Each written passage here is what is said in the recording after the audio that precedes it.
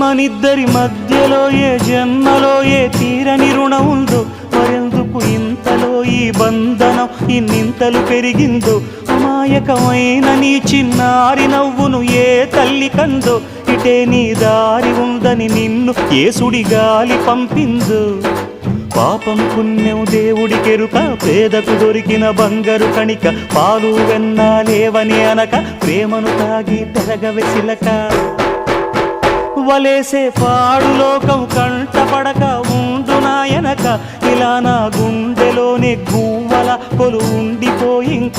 ఇటే పోస్తే ఎమున్నైనా నిలేస్తానే, మరింక ఏ కీడు నీ వంక రాలేదు.